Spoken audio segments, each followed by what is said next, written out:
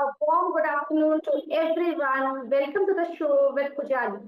Well, today we are going to talk about life of an international student. And for that, today we have a dynamic personality with us, Mr. Tarun Joshi.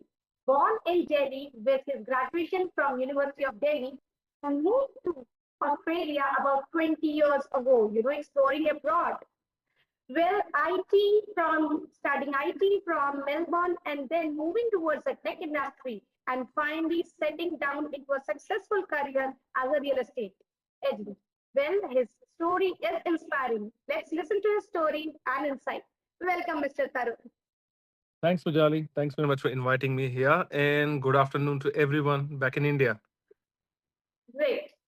Well, let's not waste time and let's hear your wonderful story. In the beginning, I just want to know, well, why me? Every student who is inspiring, who is getting curious about to move abroad, he wants to know your journey from India to Australia. Well, journey, if you look at that way, when you're in that young age, it's, I would say, more attraction than you looking for a career because it looks so attractive when going there. Just being honest. And I was the same teenager finishing my year 12, then finishing my graduation. Then I thought, like, I think life looks a bit more attractive on the other side of the world. Then I thought, like, let's give it a go. So I completed my IT in Delhi. Then I thought, like, okay, I can do the education there as well before I get settled there, or whether I should get settled there because you don't know what's going on the other side while you're in India. So I went to Melbourne to study information technology, and I was shocked by this different type of world. Okay. It's completely different world here. Yes, already some people settle there. No, no, I went to Australia just as a independent international student. I didn't know anyone here. Great. So, so as I say, it's a different world here, and because over there, if something goes wrong, you have someone to call to. But when you abroad, far away from there, if something goes wrong, you don't know where to go. Yeah, yeah. I put it in that way. If someone is moving from New Delhi to Bangalore, still is very hard to get settled there when you don't know anyone there. And moving abroad is a different thing. It's a different level. Great. So, but that's it. So I got here and try to make friends here because if you're feeling homesick, you will never be able to live there. So I tried making friends here, so at least someone who can understand me what I'm going through, or someone who's already gone through it, so they can tell me what I need to do to get over it and start focusing for the reason why I'm here. Okay. So, these students confused which country. See, in their mindset, it said, I want to learn, I want to earn. Right. Now they have a confusion that which country should I go for. So was that the same problem with you? Why did you choose only Australia for your further studies? For me, Australia. First of all, I think that when I was thinking of going abroad, I really wanted to go to a country which is speaking English. Okay. So I don't want to go to another country where I have to learn a new language. Okay. So definitely had a choice for Australia, Canada, US, or UK. I was definitely thinking of them. Then I realized like I think I should go to Australia because everyone's going to Canada at that time. So I thought like let's go to a different country to find out because I heard about the extreme weather in Canada during winters. It snows like anything there. So I'm not that person who's gonna be spending time to take snow off my driveway. So it's better you go somewhere you can just see the snow from distance and enjoy your life there. So it's Australia. When you reach Australia, what was that first impression of life of Australia as compared to India? Two things I would suggest. One is the privacy. So everyone give everyone some personal space there. So it doesn't matter how best friends you are, even the boyfriend, girlfriend, husband, wife, and all, you give each other little space. And I was really surprised to see that. Second thing I would say, very civilized society. So even if I walk out of my home now and if I don't know anyone there, even if I'm staying somewhere in Australia in a hotel somewhere, I walk out the hotel and I'm walking on the street, someone look at me, will say hello, how are you? Even they don't know me. Cleanliness, fresh air, and plus the quality education. This is the reason why I was here to learn something from the different side of the world and just get improved with the things I was looking to do. India is a land of culture. So, was there any cultural shock that you faced when you were there in Australia? Definitely. I'll give you a small example now. Even if you meet a 6 year old, 7 year old, 8 year old kid here, they will call you by your name. Okay. Yes, this is the culture here. Even the teachers are called by name. And So if here you see this, then you will all be returned with a big eyes, you know. How would you take exactly, the it's like a name? disrespecting someone in India. Yeah. So, but again, so that's a culture shock. Plus, culture shock is more, I would suggest, like in a way that everyone has their individual life. That's a culture shock. Even they living together as a family, you hardly find the family living together. Like we have joint families, like parents are living together with the kids even after they're getting married. It doesn't happen here. So even by government, your partner and your kids are described as a family, not your parents with you. When students they move from here, their parents, their relatives have one thing in their mind that what about the accommodation? What about the food? What about the basic necessities? So as a student, how does a student manages that basic necessities, food and accommodation while going from here to there? When you have no one you know when you're going abroad, first thing I would suggest someone to find accommodation around your study area where you're going to study, the university. So, and once you go to university, I'm pretty sure, doesn't matter whether it's Australia or Canada, you will find some people there who've been studying there before you came to that country. They will help you to find the accommodation. They will tell you where to buy the food of your choice and how you can commute from between your place to the university as well. Because when you book in accommodation while you're not here in the country, you you're paying big money for it because you don't know what you can find there, because you don't know anyone there who can help you or guide you to find the cheaper accommodation possible. Sometimes I'll give you an example. Some people are paying around $1,000 a week or maybe 2 weeks next to the university, while you can have the accommodation for 300 a week, which is like 20 minutes away from the university. All you pay is $50 as a, what do you call that, commute charges. Like, what do you I don't know what you call it in India, but it's like travel ticket, you can say, from metro. I think money is something an Indian student worry about, right? So can you help the students tell them that how to plan their finance before and after reaching Australia? Before, I would suggest try to speak with someone who's already there in the country, whether it's Australia or Canada or any other country, because the people who living there for a while, they have a better picture to tell you what exactly happening there. And that's how they can tell you how much they're paying for the accommodation, how much they're paying for the living expenses like food, travel. And it could be, it doesn't mean that you just paid the fee for the university, there won't be any other charges. No, definitely there is something keep coming up from the university as well, like some test, some excursions, some travel for university, and some equipments, tools, lab fee, or something will keep coming up. So it's better to speak with someone who's already there. So that's how you can manage your finances before going there. And if you don't know anyone there, as I say, you need to find accommodation which is next to your university. Then find someone in your university who is from your same background, from the same country, and ask questions where they live, how they coping up with the living expenses, and how they managing it to have a cheaper expenses every month. It's that how students should save money while still living comfortably there. It's just a global slogan, I would say. Don't go for the flashy things straight away when you come to a different country. You need to know the reason why you're there. You need to know how I'm gonna keep my expenses down every month. Because what happens the moment you come to any other country, you don't have a job straight away. So it just everything is with you. It's just all about spending, not earning. So first you need to establish yourself with the cheapest living expenses possible, and then look for a job. And I think I don't know about Canada much, but in Australia it's easy to find a job for students either. You can find a job. Yes. So once you have a job, then you start spending. Just make a percentage out of your income then that much you're gonna spend. Because you still have a big fee to pay every 6 months to your university. Exactly. I know your parents gonna look after that, but you are also need to be little responsible to be a part of it. Can you tell me how did you manage with your part-time job and college commitments? Exactly. So I would suggest there be hardly any university where they'll be running for 5 days a week. They Hmm. always be 4 to 3 days a week only. So you will be given a weekend and plus another weekday with you.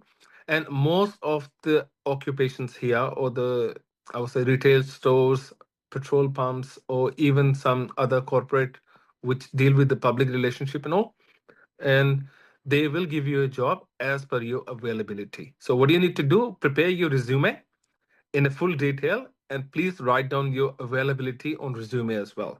So sometimes if they're taking your resume only but they're not getting back to you, at least at the background when they try to hire someone, they know your availability. So they will give you a call accordingly. Okay, so did you make any mistake when you were also struggling between your job and work? Did you make any mistake that you can tell the students that don't make those mistakes? Definitely. So when I came to Australia, it was easy to make money here because there were less population. At that time, almost 20 years back, much less population than today. So I started making easy money and I got distracted.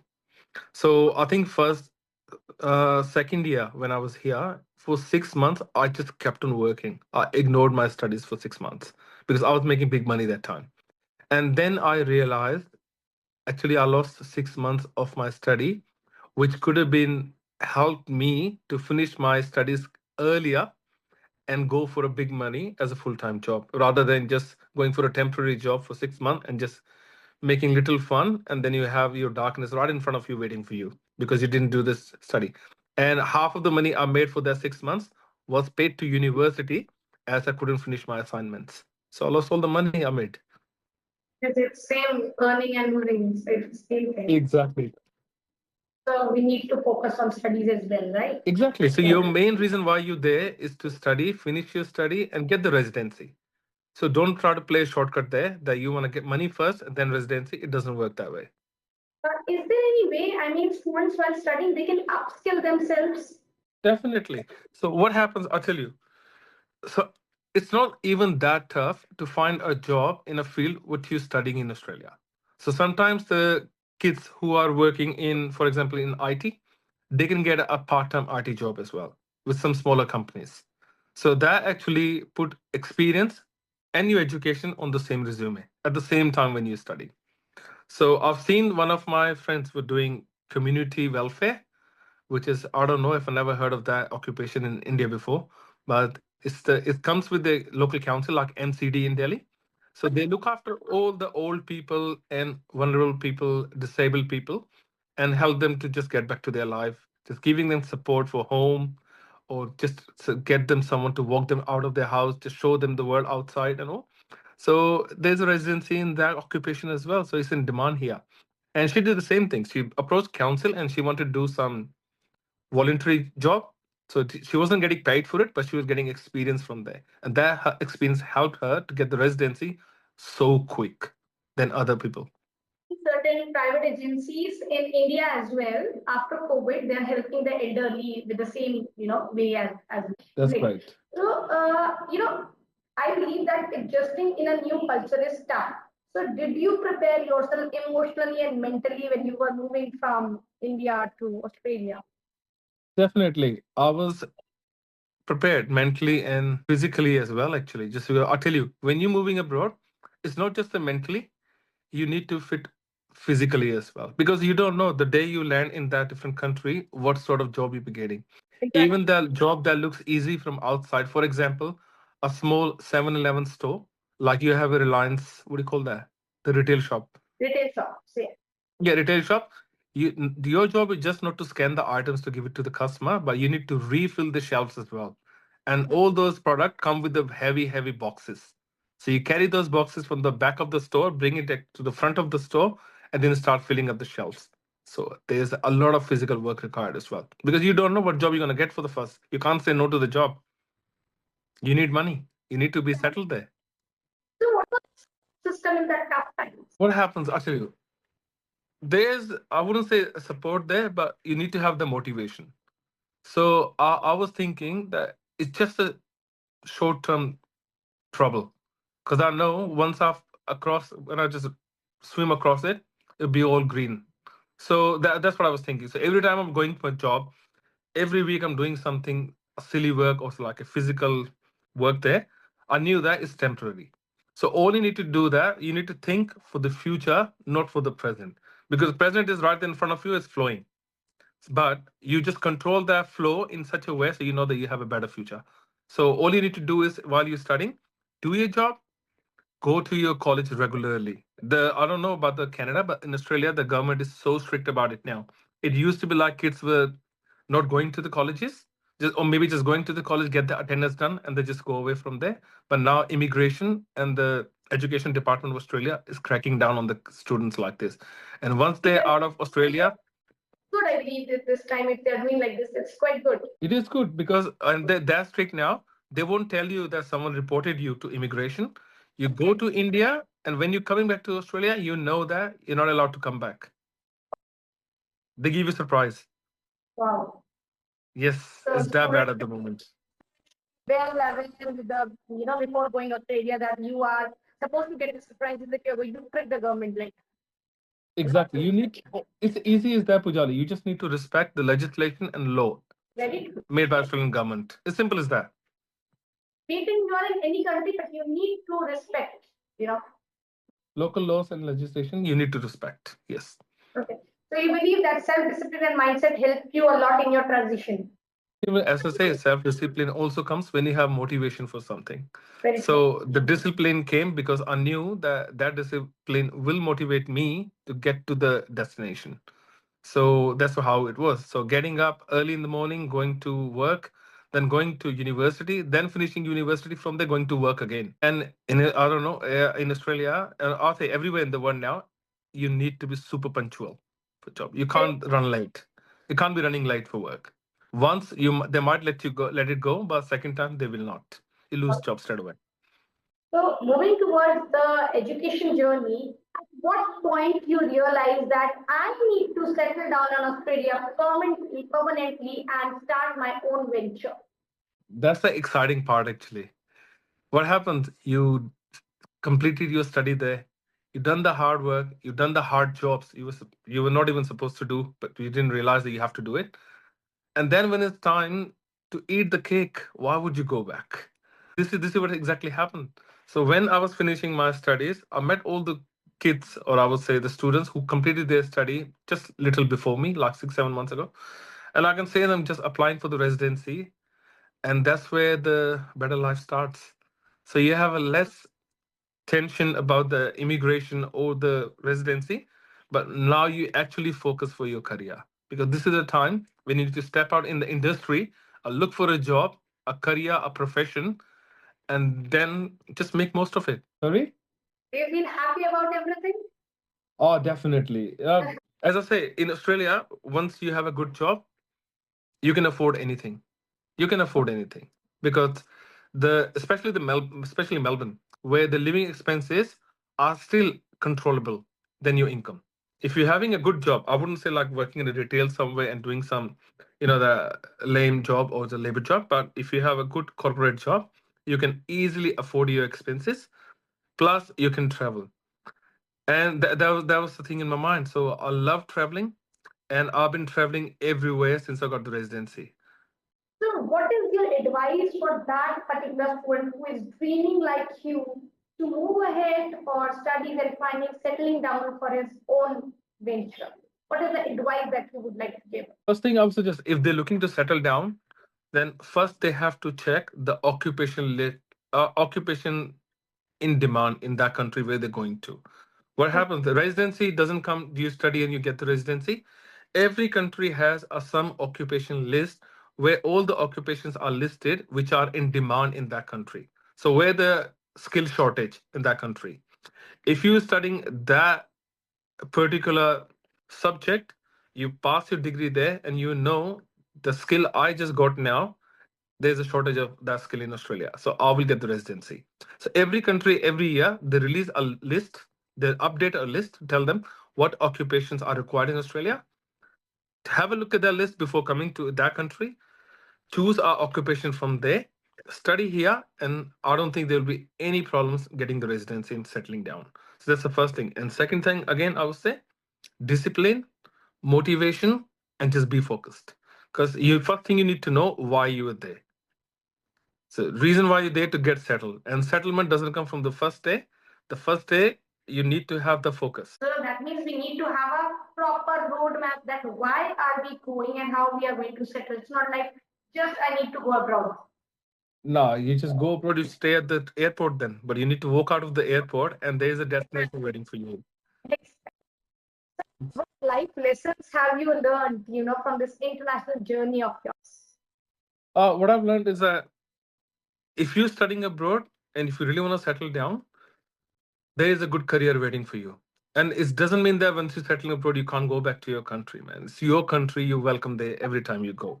Obviously. So have your career, have family, and have a better life. If in terms of the living standard, I wouldn't say like Australia is way different from India. We if you making good money in India, you have the same living standard. But something you cannot buy in India is like pollution, fresh air, and I wouldn't say anything that my wife says, the relatives. So we are actually Exactly. out of that. So at this moment, all the pressure and tension, anything we have for ourselves, not for Exactly. anybody else. One mantra that keeps you going. The best is yet to come. Wow. So The you're best is still, yet to come. so you believe that there is still more to achieve ahead.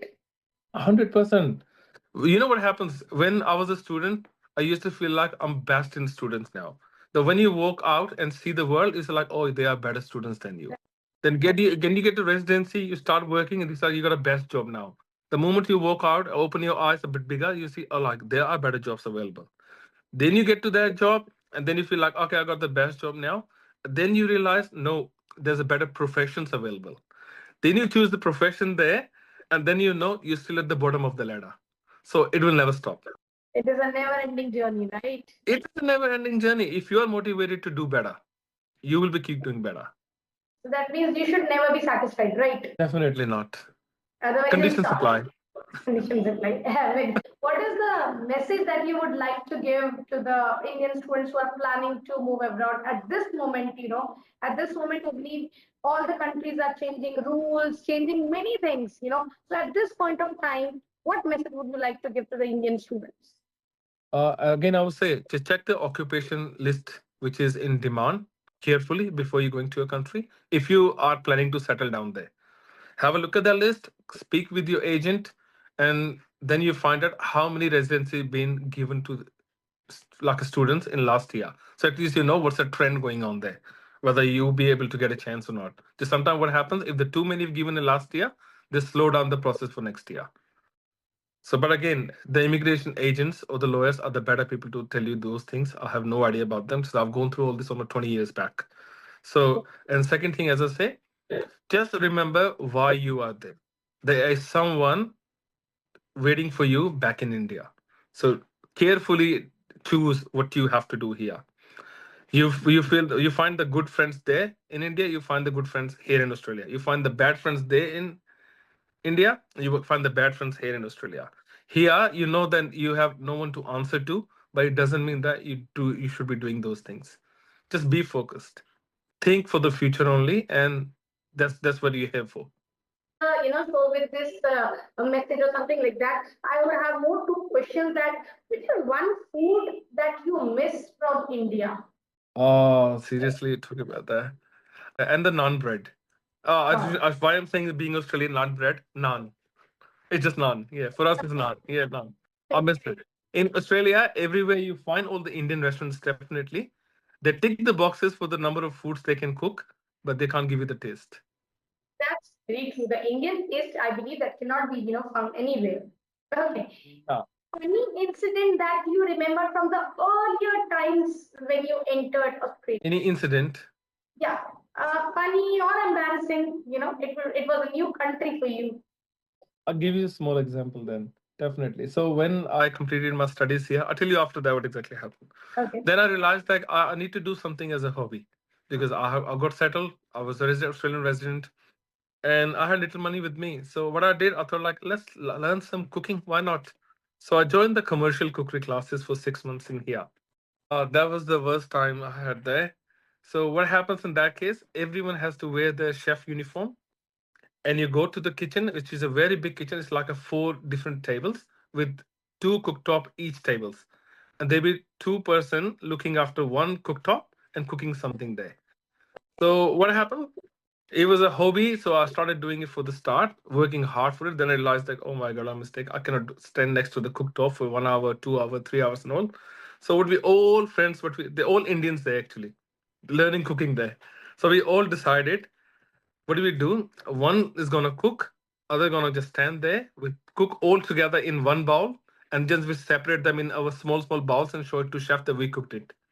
So you did like And Indian strategy, right? Indian strategy definitely because we were tired.